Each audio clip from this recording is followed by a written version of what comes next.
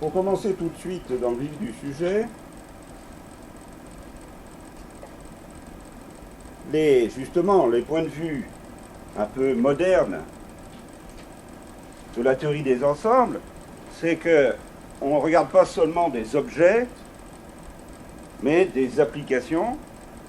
Alors même en géométrie, c'est pas seulement un espace géométrique avec toute sa structure riche, ni même seulement le groupe des transformations que Klein a distingué comme l'objet essentiel il y a déjà plus d'un siècle, mais vraiment les applications quelconques.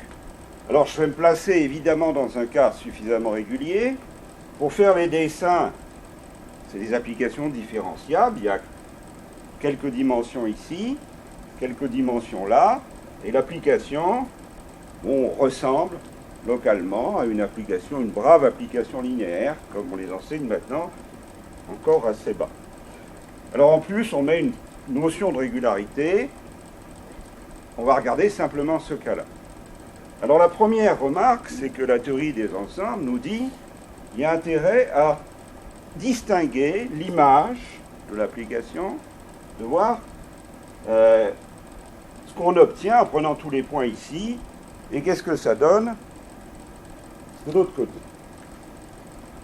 Alors pour être un peu plus réaliste, je vais changer mon espace de départ. Vraiment de le représenter comme un objet géométrique. Donc on sort l'image, c'est-à-dire les points qu'on obtient. On met ici une double flèche pour indiquer que c'est surjectif, qu'on atteint tous les points qui sont là. Et ici, on met une flèche avec une petite queue pour montrer qu'on rentre là-dedans, que c'est injectif. Alors dans la pratique, c'est beaucoup plus compliqué que ça.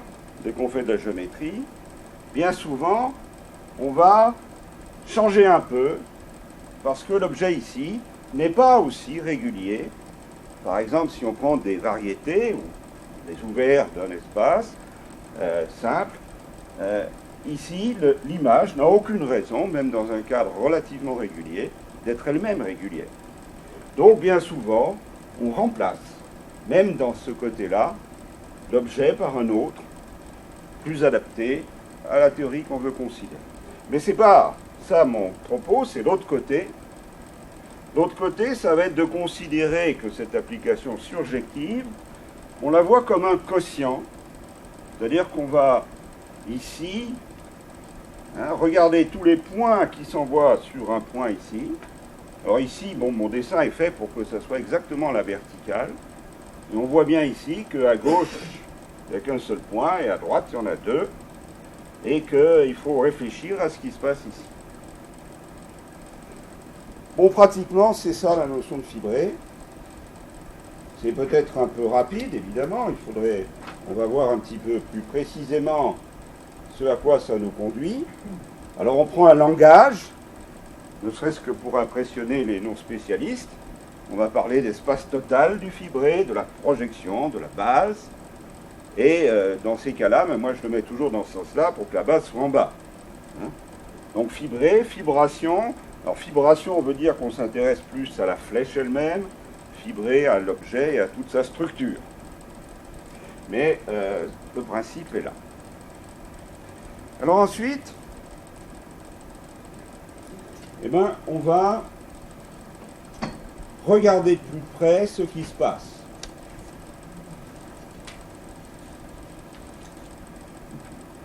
J'ai pris ici un exemple qui est un peu singulier, même si au départ, il est très lisse, comme on dit, c'est-à-dire que cette projection, alors, je ne compte pas les bords, c'est plus, faut regarder l'intérieur. Cette projection-là, elle est vraiment très régulière. C'est vraiment comme si c'était une projection très bête. Simplement ici, dans cet exemple, il y a un problème. Alors il faudrait penser à la droite qui passe là, juste au ras. Et il y a quelque chose ici que techniquement on appelle une singularité, parmi d'innombrables autres singularités. Quand on regarde de près, il y a ici un seul point, disons, suivant lequel on se balade, enfin qu'on parcourt, Puis après, il va y en avoir deux qui correspondent au fait que, bon, j'interprète ça comme une route qui a une bifurcation. On peut partir à gauche ou partir à droite. Alors techniquement, par exemple, pour prendre un exemple technique précis, quand on regarde ça comme une projection, on peut prendre par exemple le point de vue des classes d'équivalence, c'est-à-dire qu'on considère comme équivalent des points qui s'envoient sur le même en bas. Ce qui en haut va considérer, à prendre ici toute la droite ici, mais par là il y en aura deux différentes de classes. Et même au cas limite, on va garder deux classes différentes parce on prend que l'intérieur, pas le bord. Donc il y a deux points jusqu'au bord, mais il faut le brancher aux deux. Donc il y a un point qu'on appelle un point de non-séparation du point de vue technique. Il y a des singularités possibles, même dans un cas extrêmement régulier. Alors, la théorie des fibrés générale travaille avec des singularités, mais dans un premier temps, c'est bien sûr beaucoup plus simple de s'intéresser seulement au cas sans singularité et de voir déjà la situation. Donc je ne regarde plus ce qui se passe ici, je regarde ce qui se passe au-dessus des points qui sont par là. Donc ça c'est juste pour dire que c'est là que je me place, et je regarde tout ce qu'il y a au-dessus. Donc l'image réciproque au sens mathématique. Les points qui s'envoient là. Alors je distingue cette image de l'autre côté. Je vais aller un peu plus grosse. Ce morceau-là est venu ici, ceci est ici.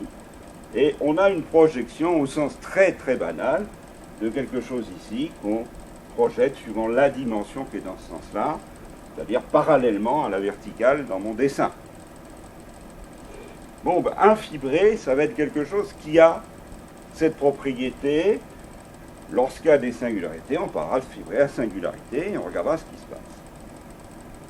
Donc voilà la première approche, je dis bien pédagogique, parce que ce n'est pas du tout comme ça que les fibrés sont apparus, d'une certaine manière.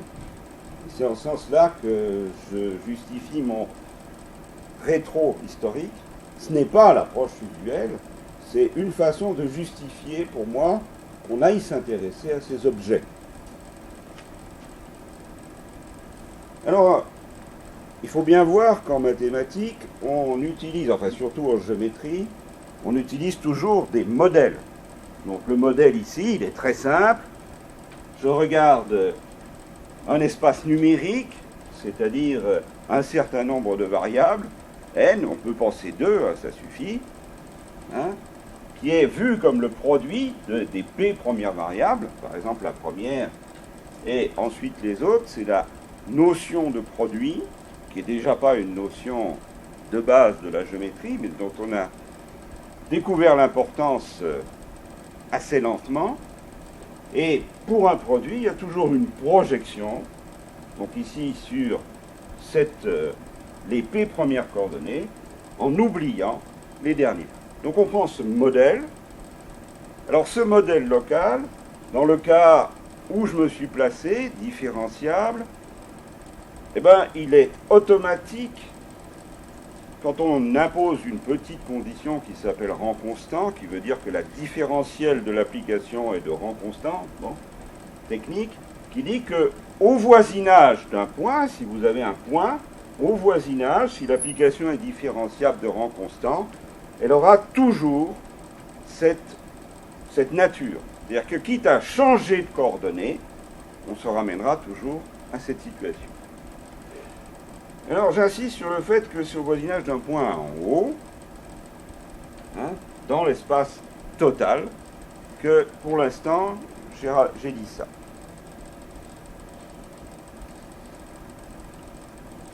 Alors pour être réaliste, il faut quand même faire, si on veut faire des dessins un peu réalistes, il faudrait avoir plus de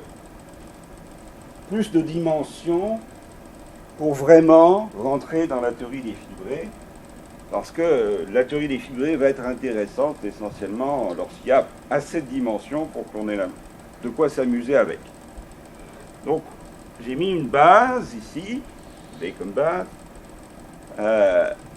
qui est là figurée avec 2 dimensions, et au-dessus un espace total qui est plus gros, ce qui veut dire que l'image réciproque d'un point, les points qui s'envoient dessus, c'est ce qu'on appelle la fibre, on aurait dû donner le nom ici, fibre, c'est quelque chose.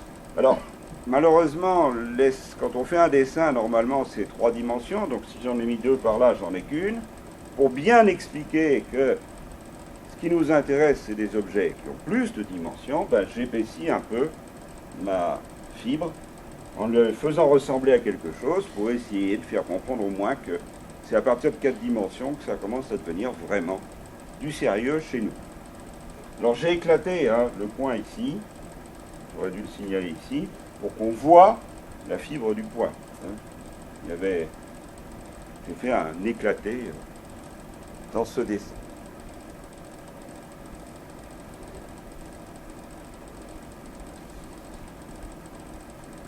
Alors, néanmoins, quand je veux raconter la théorie, je prends des dessins plus simples.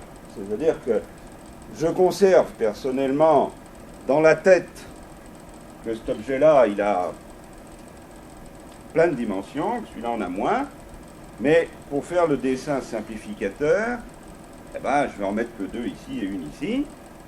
Donc le principe, vous avez une base, vous prenez un point, vous prenez l'image réciproque dans la projection ici de quelque chose, un voisinage au sens mathématique, pour le V, et on va étudier le comportement de ce voisinage. Alors, on aura un vrai fibré si, au départ, il y a une fibre type, une fibre modèle, le F qui est là, telle que, ici, on a une situation produit. C'est-à-dire, on prend la fibre type, on prend le voisinage, que j'ai simplement mis ici, on fait le produit. C'est-à-dire une variable ici, une variable là, ça donne la figuration du produit. Et on obtient donc un espace qui mathématiquement s'appelle V croix F, produit, avec toutes ses propriétés géométriques, topologiques, différenciables, ça dépend de la situation où on s'est placé. Et ce qu'on va réclamer, c'est que ici, on ait la même situation, ce qu'on traduit mathématiquement par un mot barbare dans le cas différenciable qui s'appelle difféomorphisme. Disons, on peut surtout penser à morphisme, mais ça serait isomorphisme, morphisme, c'est-à-dire la même situation ici et là. Difféo si je suis dans le point de vue différenciable, homéo si je fais de la topologie, enfin il y a différentes situations. On a quelque chose ici qui va envoyer ceci là-dessus, bijectivement, respectant les structures, et même, et là j'ai oublié de souligner dans ce dessin, respectant les fibres, c'est-à-dire que cette fibre-là, au-dessus de B, les points images réciproques de B, vont être envoyés au-dessus de B, et la même chose, va se produire pour n'importe quel point du voisinage ici. Si vous avez un point ici, il y aura sa fibre, et je vais demander que ici j'ai une fibre, l'image réciproque, je vais demander que la verticale ici soit envoyée dans la verticale ici par cette cette correspondance. Alors lorsqu'on a une situation comme ça autour de chacun des points ici, dans une situation géométrique suffisamment précise, on va appeler ça un fibré régulier. Donc ici, il n'y a pas de singularité. Alors maintenant, pour aller plus loin, il faut bien voir que, là c'est un voisinage, c'est ce qui s'est passé autour de moi, une certaine distance, mais une structure géométrique, la plupart des structures géométriques, surtout la structure de variété, mais plein d'autres, la topologie, décrivent la structure géométrique par le fait qu'il y a plusieurs voisinages qui permettent de décrire le point. Dans le cas des variétés, ça s'appellera des cartes. Hein. Donc on a plusieurs cartes, il faut savoir comment ça se passe. Donc il faut vraiment insister sur le fait qu'on va s'intéresser au cas non pas d'un voisinage, mais de plusieurs voisinages, ce qui va évidemment compliquer légèrement la figure. Alors prenons-en simplement un autre.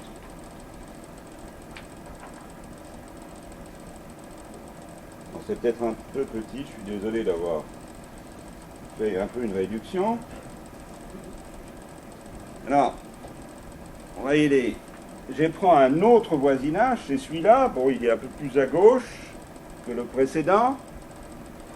Lui aussi, je vais demander que si je l'extrais, si je prends ma fibre type F que j'avais tout à l'heure à gauche, je fais le produit et je veux qu'il s'envoie sur quelque chose, mais attention, qui est ce qui s'envoie là-dessus.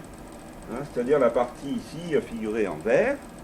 J'ai laissé le dessin de l'ancienne, qui correspondait à V, aussi. Et par conséquent, dans l'espace total du fibré qu'on est en train de considérer, il y a là un recouvrement, on a deux choses qui recouvrent, mais tout le long de cette fibre, cette image réciproque d'un point, tout le long de cette fibre, on va avoir une superposition des deux descriptions, celle de gauche et celle de droite. Alors, mettons-les ensemble.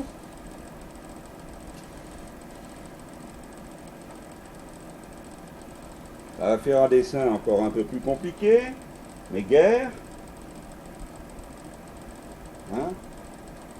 Et dans la pratique, donc j'ai ici le W que je viens d'introduire, l'un des voisinages, V, l'autre qui était à gauche, la même fibre type F qui intervient ici et ici, et qui va être en bijection, en isomorphisme avec celle-là, de toute façon. Et puis, alors ici c'était tout l'ancien vert de mon précédent dessin, qui est venu sur cette partie-là, et tout l'ancien ocre de mon précédent dessin qui est venu ici. D'accord. Alors, lorsque je veux analyser maintenant ce qui se passe sur là où les choses se rencontrent, s'interfèrent, eh bien sûr, je vais faire l'intersection au sens ensembliste. Encore une fois, je ne suis pas à l'époque des fondateurs, mais ici, cette intersection ici, comme ici vous avez une bijection, un isomorphisme, on va pouvoir la remonter. Elle est ici. Ici, elle va se remonter. Mais avec l'hypothèse que j'ai bien précisée tout à l'heure, il n'était pas assez sur ces figures, que chaque fibre ici correspond à chaque fibre ici et pareil ici, c'est bien toute l'image réciproque ici qui va venir au-dessus de ce qu'il y a là-dedans, qui est l'intersection des deux voisinages, l'endroit où les deux descriptions se regroupent. Et pareil ici, on a les deux voisinages. Alors on a deux situations bien maîtrisées, une à droite, une à gauche, qui sont des produits. Et simplement, ce qui se passe ici peut être lu une fois à gauche, une fois à gauche, une fois à droite. Ne confondons pas les orientations. Un peu, disons en fait, non pas un peu, mais vraiment de façon analogue au système de cartes qu'on a utilisé maintenant depuis Riemann pour décrire les variétés. Donc, ce qui est important, on le sait dans ce cas-là, c'est comment on passe d'une description à l'autre.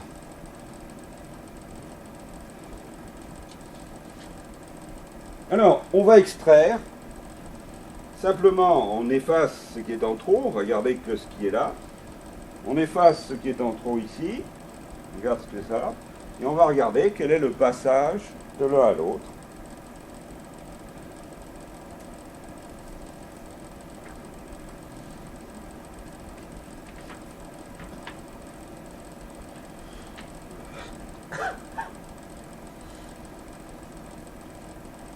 Alors voilà une présentation très épurée maintenant.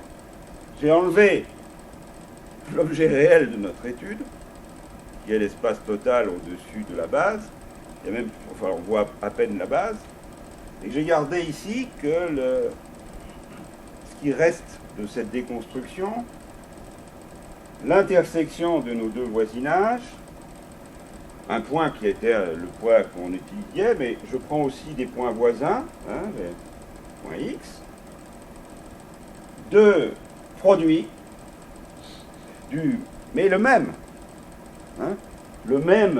voisinage, l'intersection de deux voisinages, c'est un voisinage, fois la même fibre, qui était une fibre type, hein, un objet géométrique choisi, et on avait l'application phi-v qui allait dans ce sens-là, l'application phi-w qui allait dans ce sens-là, qui chacune sont des bijections. D'accord, ici on les a restreintes, mais sur des domaines qui se correspondent, et par conséquent, on peut renverser phi-w par exemple, ou l'autre, c'est une question simplement de choix, pour aller de cette partie-là vers celle-là. Alors il faut restreindre, hein. Je me suis mis seulement sur cette partie-là, mais je vais garder une seule chose importante, deux. D'abord, c'est un isomorphisme de la théorie dans laquelle je suis placé. Pour les dessins que je fais, c'est des difféomorphismes. On symbolise comme ça pour éviter des phrases un peu longues. Et d'autre part, j'ai bien dit, j'ai envoyé la fibre en B sur la fibre en B, mais c'est vrai pour n'importe quel point, j'envoie le point X sur le point X. Alors mathématiquement, on explique ça en écrivant que faire cette application-là puis celle-là, c'est la même chose que de faire directement celle-là. Si on est au-dessus de X, on arrivera directement à X, ou bien on va aller ici, et ensuite on ira à X.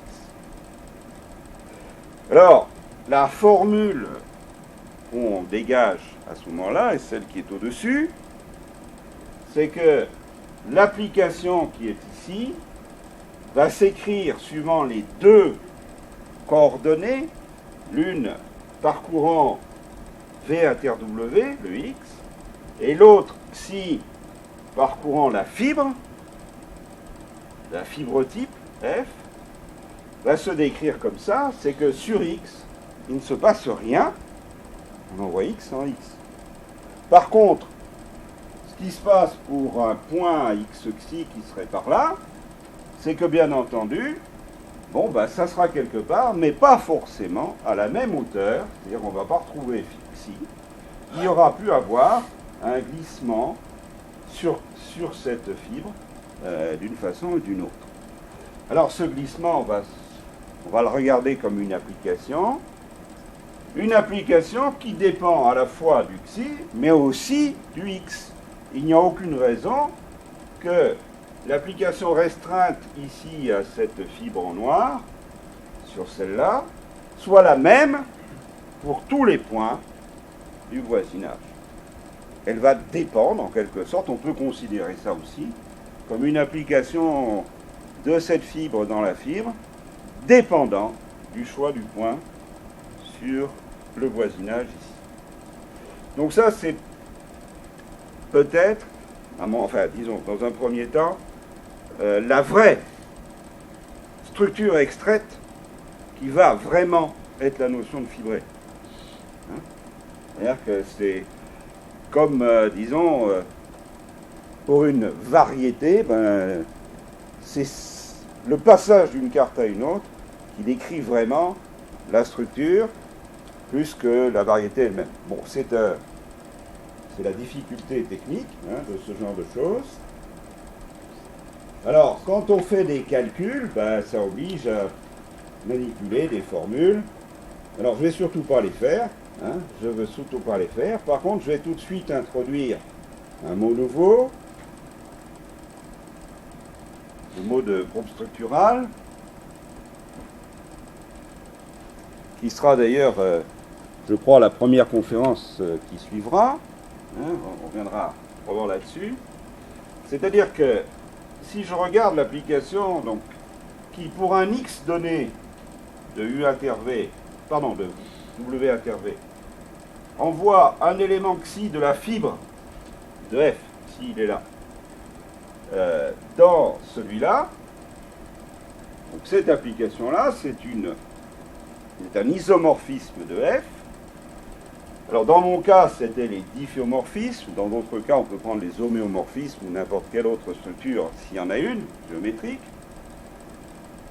Et on parle de groupe structural quand on s'impose, quand on demande, quand on rajoute que dans cette structure, ces applications, c'est-à-dire l'application de F dans F, qu'on considère, soit dans un sous-groupe G du groupe de toutes les applications de F qu'on pouvait considérer. C'est-à-dire qu'on met la géométrie ici. Géométrie au sens de Klein. Géométrie au sens de Klein, c'est un groupe agissant sur un ensemble, ici F. Donc ici, je restreins le groupe d'opérations que je me permets sur la fibre. C'est ça qu'on appelle souvent, bon, enfin, en tout cas à l'origine, groupe structural. Donc on impose de tenir compte d'une géométrie de F. Alors, je n'ai pas listé les principales structures qu'on respecte, mais l'une des plus importantes, et pour les applications, c'est tout simplement qu'on prend ici, pour F, un espace vectoriel, très banal, un Rn, ou des choses plus compliquées, si on veut, de la dimension infinie, ou des choses comme ça, mais un espace vectoriel, éventuellement topologique, et puis, eh bien, on prend ici le groupe linéaire de cet espace vectoriel, c'est-à-dire les applications linéaires. Donc c'est une énorme restriction, et à ce moment-là, on a une notion, si on impose un groupe structural de ce genre, on a une notion beaucoup plus rigide, qui va être celle de fibré vectoriel. C'est-à-dire fibré, où les fibres sont des espaces vectoriels, et où les fonctions de transition en ce sens-là, quel que soit le nom qu'on leur donne, respectent la structure vectorielle, ce que sont des applications linéaires. Un autre exemple qui est plus compliqué à faire comprendre, c'est souvent, mais bon, qui est très important pour les applications, c'est ce qu'on appelle les fibrés principaux. Ici, on met à ce moment-là directement un groupe de transformation, par exemple un groupe classique, comme on les appelle, le groupe linéaire lui-même d'un espace vectoriel Rn, ou le groupe orthogonal, ou le groupe unitaire, enfin des exemples bien connus, bien étudiés depuis Klein en particulier. On prend pour F un groupe, et ce qu'on va regarder comme groupe structural, c'est ce groupe agissant sur lui-même, par exemple, à gauche. Alors l'intérêt, c'est que si un groupe agit sur lui-même à gauche,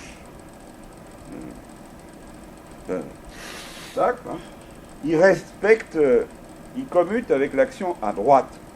Multiplié à gauche, multiplié à droite, c'est deux opérations qui sont indifférentes l'une par rapport à l'autre. Et alors dans ce cas-là, sur l'espace total, il va y avoir une opération à droite du groupe, c'est la notion de fibré principal, qui n'est pas facile, et que personnellement je trouve plus compliqué encore que la notion de fibré vectoriel, mais enfin, qui est très utilisé aussi.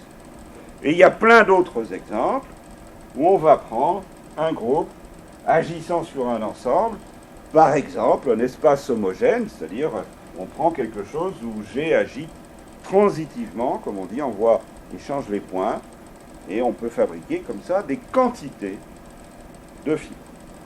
Ça va même plus loin, c'est-à-dire qu'une fois qu'on a ces applications-là, qu'on a le groupe, on peut même changer de F en regardant d'autres façons d'appliquer G. Alors on change le F et on fabrique d'autres fibrés. Alors pourquoi ça marche? Eh bien parce que dans cette entreprise de construction, enfin d'analyse du problème, je devrais dire de déconstruction peut-être, enfin encore, je ne sais pas si c'est ça que ça veut dire actuellement, on a gardé tout ce qu'il fallait, enfin tout du moins tout ce qui nous intéressait. Hein? C'est-à-dire que, inversement, on va reconstituer la situation de départ du moment qu'on a une base, un espace en bas, dans ma définition, une fibre type, qui était un objet vertical, là, dans ma description avec les mains, un groupe qui agit sur F.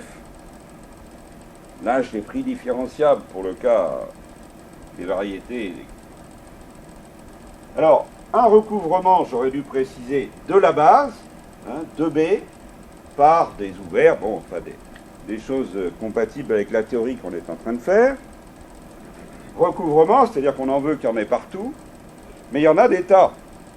Donc ils se recoupent, donc il nous faut des applications de recollement qui, pour chaque point de l'intersection, nous associent un élément du groupe qu'on va considérer comme un groupe de transformation de l'espace F, de la fibre F, c'est-à-dire un groupe au sens de Klein, un groupe de transformation au sens de Klein.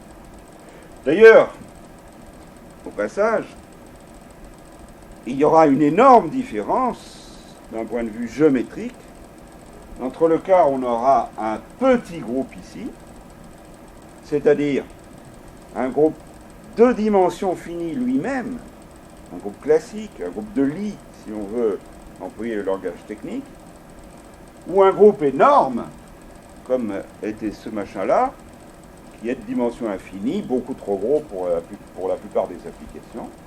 Et il n'est pas du tout évident quelle est la meilleure taille de groupe qu'on puisse choisir.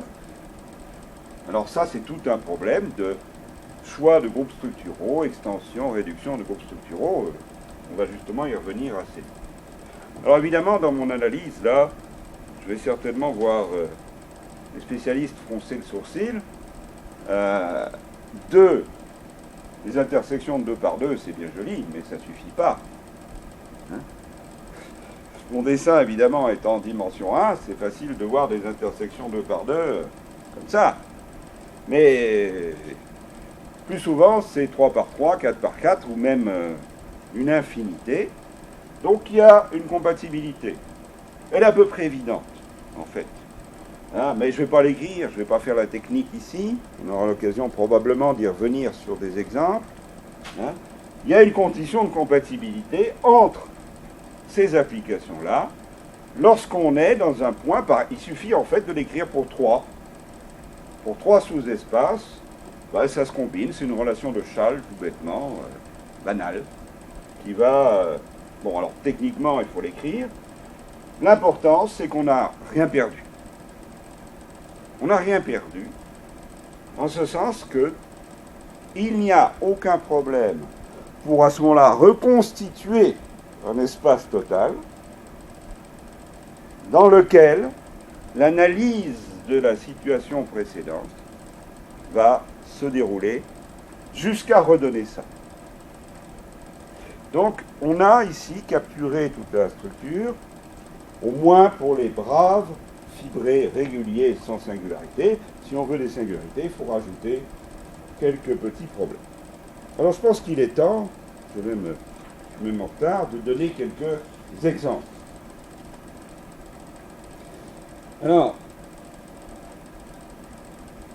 je vais prendre cet exemple. Normalement, j'aurais dû le cacher d'abord. Hein, mon morceau de voisinage, il est là. L'image réciproque, c'est ça. Bon, alors c'est un peu déformé. Ça n'a pas l'air d'une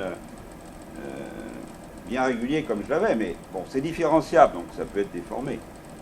Mais il se peut très bien que quand on a une base qui est par exemple comme ici un cercle, lorsqu'on tourne autour de ce cercle, eh bien, les choses ne se recollent pas comme ça devrait l'être dans un produit. Normalement, dans un produit, les choses doivent se recoller, si c'est au-dessus d'un cercle, comme un brave cylindre, hein, un brave cylindre. Donc ça devrait se recoller comme ça.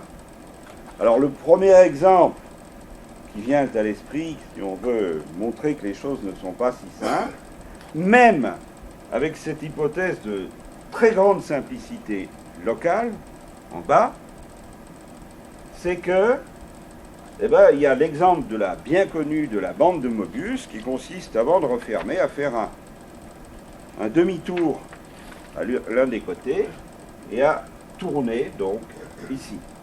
Alors ça figure une bande de Mobius.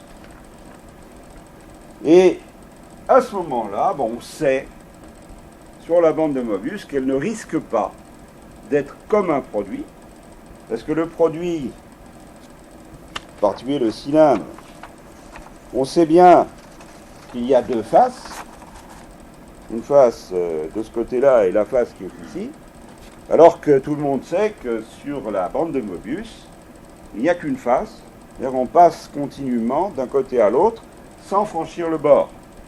Alors il y a une très belle illustration de ça, qui a été fait par des dessinateurs, un dessinateur remarquable, mais que tout le monde connaît, je pense, c'est le dessin de quelques-uns des dessins d'Escher.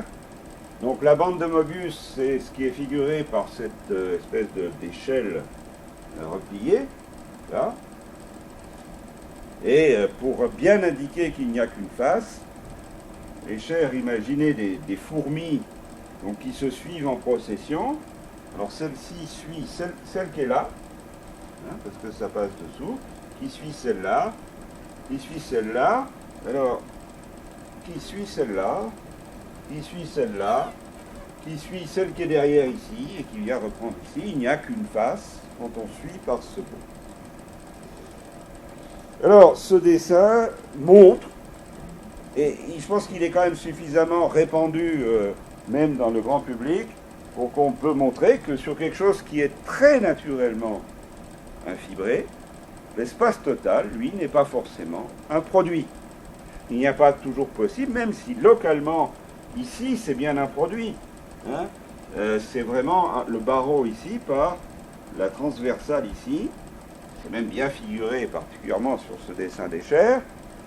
Donc, partout, donc si on envoie ça à chacun de ces points sur un point d'un cercle, il n'y aura pas de problème. C'est bien régulier, ça ressemble à un produit. Mais globalement, ce n'est pas un produit. Donc cet exemple est facile à raconter, et donc je l'utilise fréquemment. Et en tant qu'à faire, je vais le creuser un petit peu plus au passage, parce que je vois que j'ai à peu près le temps. Je prends la même bande de Mobius, mais bon, j'ai été regarder un petit peu ce qui se passe au milieu. Alors au milieu, c'est presque un cercle. La partie blanche, là, a été extraite par un logiciel de dessin et reportée en dessous. C'est presque un cercle. Bon, c'est pas tout à fait vrai, bon, mais en gros, c'est comme un cercle.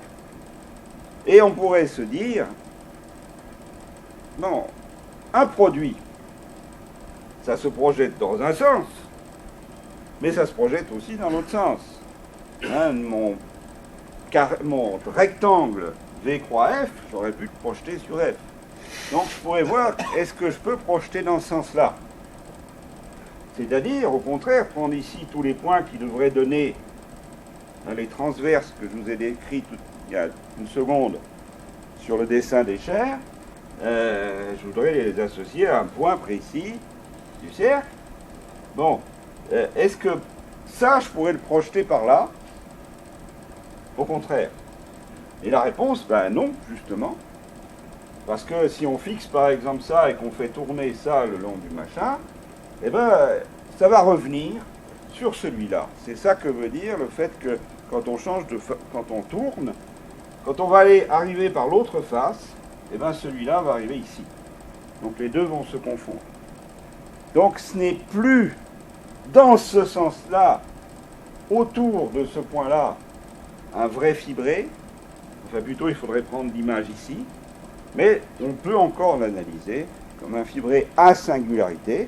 À ce moment-là, il faut introduire ce qui se passe au voisinage de ce point-là, qui est en fait qu'effectivement on a une bande de Mobius, c'est-à-dire que l'image réciproque du point vert, c'est un seul cercle, mais dès qu'on passe à côté, l'image réciproque, c'est aussi un seul cercle, mais il tourne deux fois autour. Hein? Alors, Escher n'avait pas écrit, malheureusement, n'avait pas dessiné, bon, je lui en veux pour ça, mais tant pis, hein. Avait dessiné qu'un nombre... ah si, non, pardon, non, il l'a bien fait, excusez-moi, c'est moi qui confonds. Ici, au milieu, hein, il y a un cercle, un seul. Mais si vous prenez le barreau du bord, par exemple, donc ce cercle, il va faire qu'un seul tour, ici. Par contre, si vous prenez le bord, eh bien lui, il va faire deux fois le tour en même temps, parce qu'une fois, il sera d'un côté, une fois de l'autre. Donc, voilà d'autres types de singularités de fibrés qu'on peut rencontrer ensuite quand on va dans des analyses plus fines. Alors, revenons à des exemples beaucoup plus élémentaires, mais qui pour le mathématicien, et c'est l'histoire d'ailleurs, mathématique joue un rôle important, ce qu'on appelle l'exponentielle complexe, bon, même sa partie la plus élémentaire. On a ici les nombres réels, on envoie ça sur le cercle S1 vu comme les nombres complexes de module 1, par l'application qui a T associe E puissance T. Alors l'image réciproque du point 1, par exemple, c'est tous les points ici, c'est 2π fois les entiers. Donc normalement, il faut continuer, hein, j'aurais dû avoir des petits points là. On a des points régulièrement espacés, c'est 2π fois les entiers positifs ou négatifs. Cette application-là est typiquement un fibré, et même un fibré très spécial, puisque les dimensions sont les mêmes. L'image réciproque d'un point, c'est ici une infinité de points. Cette figure-là est bien avant l'invention des fibrés. Hein, elle intervient déjà, disons, dans les calculs d'indices de la variable complexe. Alors, si on veut la voir géométriquement, en général, on fait un dessin d'un ressort spiralé. Alors, les pointillés désignent ce qui est derrière, qu'on voit moins bien. Tout ça s'enroule autour d'un cylindre qu'on projette suivant son cercle de gorge. Hein, et l'image réciproque d'un point, c'est tous les points qui sont dessus.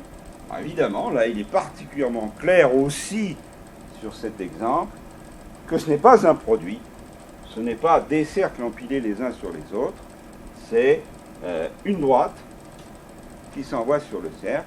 Alors ici, techniquement, il faudrait prononcer un mot magique qui est celui de revêtement, mais ce n'est pas tellement le sujet aujourd'hui, ces jours-ci, donc je le mentionne simplement au passage. Mais c'est aussi, on peut dire, l'un des points de départ de la notion.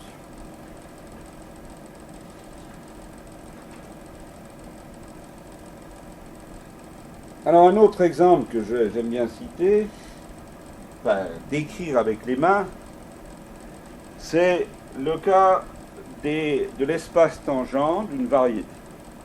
Alors variété, c'est un mot très compliqué. On m'a dit que Élie Cartan, quand il avait enseigné les variétés à ses étudiants, disait la notion de variété est une chose extrêmement compliquée, donc soit W une variété, et puis commencer. Voilà. Bon. Alors, je vais plutôt prendre, comme tout le monde, un dessin qui est celui d'une surface plongée vue dans R3. Alors, on sait tout de suite, bon, et ça remonte même avant, puisque déjà, c'est déjà dans Gauss. L'important, c'est les espaces tangents en chaque point. Beaucoup de la structure de la variété va être contenue dans l'analyse de ces espaces tangents. Alors normalement, les espaces tangents, quand on les dessine dans une surface plongée dans R3, c'est un plan qui est collé le plus près possible de la surface. Alors là, je vais même étaler ma surface pour que les plans soient vraiment très proches. Mais il ne faudrait pas les mélanger. Normalement, là, si je suis dans R3, ils vont se couper dans tous les sens. Et donc, si on veut vraiment penser tous ces espaces en même temps, la meilleure façon, c'est justement de faire le fibré. Et donc là, on est vraiment dans l'autre démarche. C'est-à-dire, on part de la base pour fabriquer un fibré au-dessus. Jusqu'à présent, j'étais parti d'en haut pour descendre. Mais c'est pas ça, la vraie démarche. Ben, disons, c'est pas la plus utile. C'est pas celle qui va servir le plus. Celle qui va servir le plus, c'est dans l'autre sens. En particulier sur cet exemple-là, qui est vraiment l'exemple fondateur. Hein? On part d'une base, et sur cette base, on élève quelque chose. Et alors, ben, en fait, je veux dire, au-dessus de ce point-là, je vais mettre tout son espace, là, verticalement au-dessus d'un point. Donc, en fait, malheureusement, c'est là où je suis un peu bloqué par les dimensions ambiantes, qui ne sont que 3. Il faut penser ça avec 4 dimensions, un peu comme mon dessin préliminaire que je vais avoir du mal à retrouver, là. Ah ben non, je tombe dessus tout de suite. Qui était celui-là, hein, qui était justement une imprégnation préliminaire. Hein, l'espace tangent qui est là, je le mets là. Donc ça a 4 dimensions ici dans mon dessin. Donc il faut le voir de cette façon-là. Et pratiquement, bon, c'est l'exemple le plus important en tout cas pour les gens qui s'intéressent aux variétés. Beaucoup de choses utiles sur la variété vont se lire en allant travailler sur cet espace-là.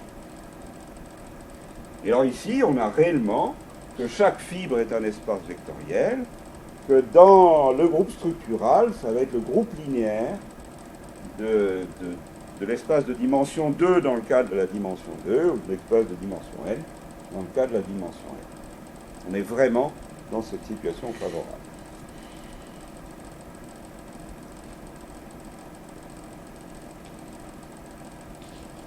Alors, prenons un exemple.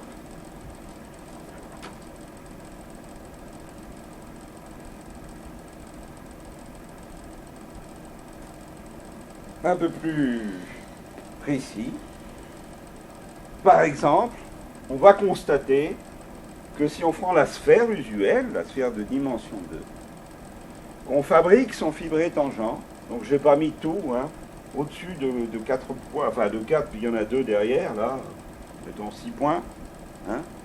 Je vais fabriquer des espaces tangents à chaque. Donc là-haut, j'ai quelque chose de dimension 4 qui contient ces sous-espaces. Et ben on constate, c'est pas tout à fait facile quand même, que ce fibré tangent, comme on l'appelle, hein, fibré tangent, ce machin qui est en haut, il n'est pas trivial, c'est-à-dire trivial, il n'est pas un produit. Il n'est pas S2 multiplié par R2, qui est la description de cet espace vectoriel. Alors, pour essayer d'en capturer un peu la raison, sur lequel on reviendra bien entendu dans certains des exposés, chaque fois qu'on parle de classes caractéristiques, ici il y en a une, qui s'appelle la classe de l'air, hein, qui explique que c'est pas nul. On peut essayer d'imaginer des choses comme ça. Vous mettez une petite flèche, là, alors normalement il faudrait même mettre un sens de rotation dans chacun des espaces. Et puis, ben, je voudrais lire tout ça. Si c'était un produit, je pourrais identifier tous ces espaces au même. Hein, les projeter tous de façon à ce qu'ils s'identifient au même espace de dimension 2. Par exemple, je suis au milieu. Là, je suis au milieu qui correspond à ça. Alors je prends ces espaces-là et j'essaye de les ramener ici, par exemple en suivant un méridien qui nous monte là d'équateur au pôle Nord. Ah oui, mais à ce moment-là, les flèches, là, ramenées ici, ben, elles ne vont pas être dans le même sens. Les différents méridiens, ben, il y en a un qui pointe par là, celui-là va pointer par là, celui-là va pointer par là, etc. Donc si j'en prends 5 points, je vais avoir 5 flèches différentes. Bon, on reviendra sur cet aspect-là. Donc, alors attention, c'est pas encore ça qui suffit. Parce que si j'avais pas le bas, il y aurait moyen, malgré tout, de redresser les choses pour que ça soit un produit.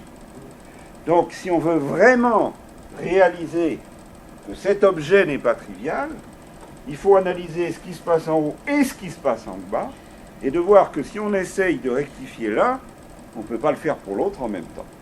Donc c'est là où la théorie nécessite des objets, comme par exemple les classes caractéristiques, qui vont dire que la singularité qu'on essaye de mettre d'enlever ici, elle s'additionne avec l'autre et qu'on ne pourra pas les retrancher l'une à l'autre. On obtiendra 2 au lieu d'obtenir 0. En fait, c'est bien en ce sens-là que c'est pas du tout dans l'ordre historique, parce que les connexions, ça arrive bien avant les fibrés, hein, d'une certaine manière. Hein, ça existe avant. Et donc, la façon dont moi je les introduis est au contraire, pédagogiquement, de les situer sur les fibrés, où maintenant, là, on a tendance à les faire vivre d'une façon plus naturelle. Donc, je reprends ma précédente figure, en tenant compte des projections sur F. Hein, ça, c'est les images réciproques des points de F. Alors, techniquement, ça s'appelle des sections locales. C'est-à-dire, on peut remonter cet objet-là à partir d'un point ici en disant, bon, ben, je prends tous ceux qui s'envoient sur le même ici. Donc, j'ai des sections locales quand j'ai un produit. Local parce que je suis seulement sur le voisinage V. Mon difféomorphisme phi, il va m'envoyer cette situation-là. Bon, alors là, je l'ai mis en travers. C'est pas très important. L'important, c'est que c'est pas forcément... bon, c'est un produit, mais il est donné par le difféomorphisme qui décrit la situation dans l'espace total. Et quand je vais analyser ce qui se passe sur deux voisinages, sur l'intersection, je vais avoir 2 balayages comme ça par des sections qui ne sont absolument pas, enfin qui n'ont aucune raison d'être les mêmes. Ils sont, comme on dit, transverses aux fibres, c'est-à-dire qu'ils vont pas se mettre à être vertical, hein, l'un et l'autre. Ils se coupent, ils se coupent, mais bon, ils peuvent aussi se rencontrer. Enfin, mais il y en a 2. Et il n'y a aucune raison, spécifiquement, qu'ils s'accordent. Alors, ça pourrait être un grand jeu d'essayer, en partant d'un, par exemple, ce qui était ocre, qui correspondait à V, ça montait. Ce qui correspond à W, là, je l'ai fait descendre. Donc on pourrait essayer de les faire se recoller comme ça. Oui, mais là, c'est avec 2 et en dimension 1. Si on a un troisième truc, ben, ça fait une troisième, etc. Donc ça devient de plus en plus compliqué. Et puis de toute façon, ben, c'est pas la peine d'essayer. Si on avait des sections qui se prolongent partout, comme dans la situation précédente, hein, si on avait des sections partout, ben, ça serait un produit. On n'aurait pas de problème. Hein. Or, les exemples que je vous ai montrés, ça dit que ce n'est pas des produits, pas forcément. Donc, il n'y a aucune raison qu'on arrive à fonctionner. Alors là, bon, ben, en géométrie différentielle tout du moins, on utilise une vieille astuce. On ne sait pas recoller des machins, mais on dérive. On dérive, puis on espère réintégrer. On va dériver le problème, puis on intègre ensuite. Bien, je me place en un point de la fibre, ici, de la fibre au-dessus de B. J'ai ma section locale montante là, enfin celle de gauche, et l'autre. Je peux toujours analyser l'espace tangent à ces machins-là. C'est une première approximation à l'ordre 1. Donc l'espace tangent à cette fibre-là, cette section-là. L'espace tangent à cette section-là. Et ça se combine naturellement. Non seulement 2 à 2, mais n à n, mais infini par infini si on s'y prend, si on s'en donne les moyens. C'est-à-dire que des sections comme ça, enfin des sous-espaces transverses, comme on dit, attention, c'est l'espace tangent, les directions de ces machins-là.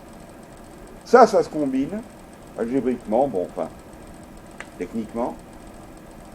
Et c'est ça qu'on peut appeler une connexion. Alors, ce n'était pas du tout la définition originelle, historique, ça, des historiens font là. Mais c'est en gros le point de vue d'Erechmann, 1950, donc c'est quand même pas tout jeune. Hein. On va regarder, donc, disons une moyenne ici, hein, que je symbolise comme ça, ici. Alors, il faut bien voir, évidemment, que ce dessin est un peu trop simpliste. J'ai eu des velléités de faire un dessin général, et puis, bon, je me suis arrêté à la moitié. C'est-à-dire que j'ai repris mon dessin. Bon, j'ai même pas essayé d'épaissir mon F comme d'habitude, mais vous voyez, en un point ici, vous avez des machins comme ça. Bon, alors, c'est des plans tangents, hein, enfin des sous-espaces tangents aux sections possibles. Ici, il y a 2 dimensions, donc il faut 2 dimensions. Et alors maintenant, l'idée banale, c'est qu'une fois qu'on a fabriqué des choses comme ça, qu'on va appeler des connexions, on va essayer de revenir en arrière, c'est-à-dire de, comme on dit, intégrer la distribution de plans qu'est la connexion, c'est-à-dire trouver des sections dont c'est l'espace tangent. Alors maintenant, malheureusement, ça ne marche pas. Ça ne marche pas, c'est-à-dire qu'il va apparaître des obstructions, comme on appelle ça en maths, au fait qu'on puisse trouver, hein, que si vous prenez une distribution de plans comme ça, qui transversaux, je vais peut-être refaire, oui, avec un transparent, je vous rassure.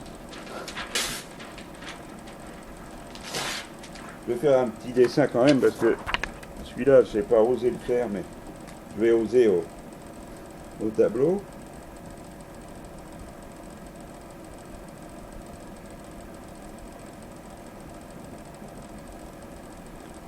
Voilà. Vous avez des directions de sous-espace de même dimension, ici 2, qui sont transverses à une direction, à des directions hautes, celle de la fibre. Là, il n'y en a qu'une, mais il faut le voir épaissi. Hein, on pourrait mettre notre fibre comme quelque chose comme ça. Hein. Et puis, on veut se demander s'il existe vraiment des surfaces, dans le cas ici des surfaces, mais plus généralement des sous-variétés, telles que, en chaque point de la sous-variété, ça soit son espace tangent ici. Hein, c'est-à-dire que ça recolle des choses. Et alors là, ça ne marche pas. Ça ne marche pas, il y a un élément obstructif, et un mot que j'ai complètement oublié de noter dans mes transparents, trop bas, c'est le mot de courbure. C'est-à-dire que ça ne va pas marcher si ces machins-là ne veulent pas, justement, admettre ça. Alors, c'est là que commence vraiment la théorie des connexions, en particulier, c'est là que ça commence. C'est en essayant d'écrire ces choses-là qu'on va se rapprocher de la vraie notion historique des connexions, celle de Levi-Civita, avec en coordonnées sur une variété. Qu'est-ce que c'est? Bon, ben, c'est des gamma IJK, qui, que, etc. Hein, et une certaine dérivation des gamma IJK va donner un machin que Riemann a appelé RIJK, L, hein, et qui va être justement ce qui mesure qu'on ne pourra pas recoller les machins. Ben, recoller en ce sens-là, intégrer serait le mot propre. Bon. Et bien finalement, même si c'est négatif, hein, même si on dit, bon ben, ça va pas marcher, c'est dommage, etc., même si c'est négatif, cette notion-là, elle est naturelle. Elle est, alors naturelle, au sens de la nature, enfin au moins les physiciens nous assurent qu'elle est naturelle. Donc je veux dire, parce qu'on peut toujours discuter sur le fait que les matheux soient des naturels, la physique va nous affirmer que c'est des choses qui apparaissent réellement. De toute façon, si vous avez un GPS, ça marche avec les équations de la relativité générale, et il y a des calculs de courbure derrière. Alors, n'allez pas me dire que ça n'existe pas. Alors, si je reviens un petit peu à mon exemple de la sphère, une des façons, parmi d'autres, de détecter la courbure, alors c'est soit de la calculer localement, hein, on la calcule localement, la courbure, c'est, quand on fait des calculs, ça va. Quand on a une connexion, hein, c'est pas quelque chose associé au fibré lui-même, mais un choix d'une connexion, on calcule la courbure. Une façon de la détecter, quand on ne veut pas aller trop près de quelque chose, on peut s'arranger pour se balader autour. Par exemple, tout à l'heure, je vous ai dit sur la sphère, là, j'avais envoyé tout ça là-haut pour constater que ça tournait. Bon, mais j'ai pas besoin d'aller là-haut. Je peux aussi les comparer en me promenant le long. En promenant le long, bon, il faut être précis. Quand on est sur un chemin, vraiment, c'est-à-dire quelque chose de dimension 1, on peut, avec une connexion, intégrer les choses de dimension 1. On sait résoudre les équations différentielles ordinaires, au moins du point de vue théorique. S'il y a plusieurs variables, c'est justement la courbure qui apparaît. S'il n'y a qu'une variable, se promener le long d'un chemin, c'est des équations différentielles ordinaires. On appelle ça le transport parallèle. Donc on peut identifier ces objets.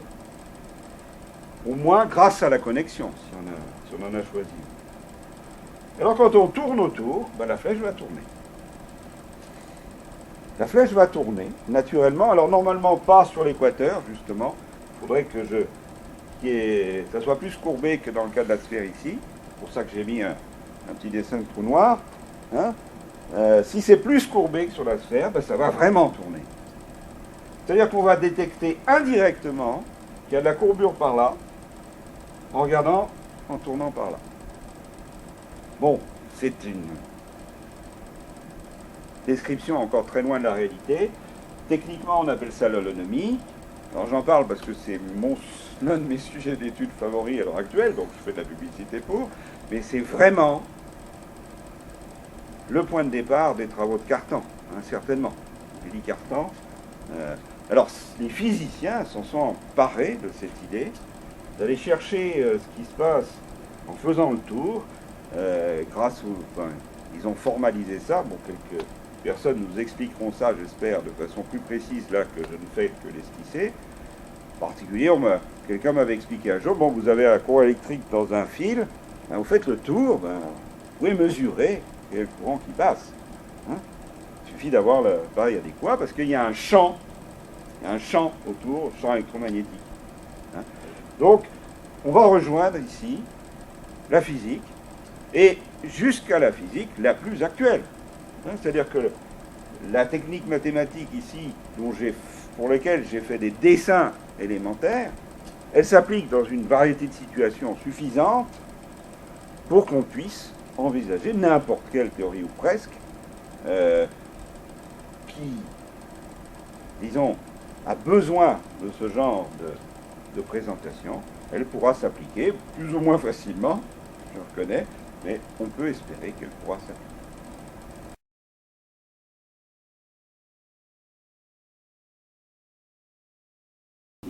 Je vais profiter de cela enfin pour donner un exemple d'espace fibré. C'est simplement l'espace-temps de Galilée. Les mécaniciens traitent de la mécanique en remarquant que la notion d'espace absolu n'existant pas, on doit toujours se rapporter à un référentiel, et ils font des trucs très compliqués quand on change de référentiel. Je ne sais pas si certains d'entre vous ont ouvert des livres écrits par des spécialistes des grandes déformations dans les milieux continus. Ils introduisent des notions extrêmement complexes telles que la notion de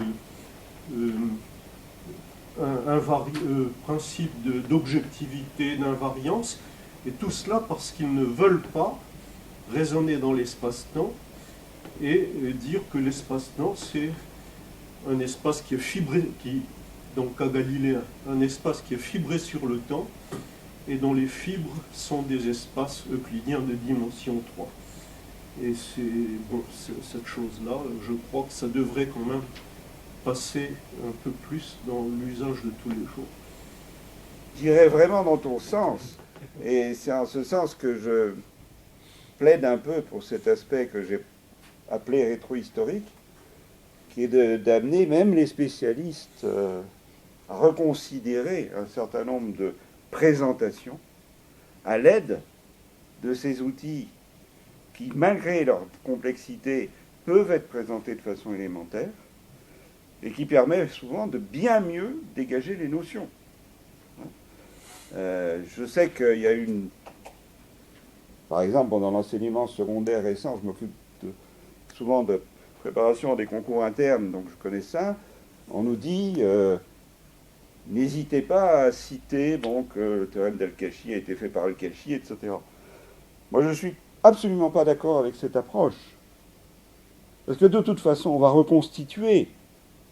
Hein, comment enseigner les nombres quand on ne les connaît pas déjà? On ne va pas réinventer les chiffres. Hein, on ne va pas partir de rien pour faire les chiffres. Moi, je pense que même maintenant, une notion comme fibré, hein, il y a intérêt à tout reprendre dans cette écriture. Et comme tu le dis, la mécanique, de toute façon, j'ai vu arriver Jean-Pierre tout à l'heure, non, il n'est pas là, c'est par là-bas, qui a écrit un cours à Polytechnique entièrement reconsidéré de ce point de vue-là. C'est vrai que dans mécanique, c'est pas admis, hein, encore complètement, on est loin de là, par tout le monde, mais l'investissement en vaut la peine. En tout cas, les physiciens théoriciens l'ont bien compris, puisque maintenant, ils écrivent des bouquins entiers sur les fibrés chaque fois qu'ils font de la physique théorique. Et je pense qu'on devrait, justement, moi c'est comme ça que je conçois les choses, c'est, maintenant qu'on a mieux compris certaines choses, réécrire les présentations dans ce style, pas forcément suivre l'ordre historique. Ça ne veut pas dire mépriser les anciens, ça veut dire aller directement à l'essentiel de leur idée. Est-ce que toute la notion de fibré, des connexions, tout ça est dans l'esprit de Cartan? J'en sais rien, je n'étais pas dans son esprit. Mais alors, en fait, on n'a fait qu'essayer de comprendre. Enfin, ça, c'est une discussion. Hein.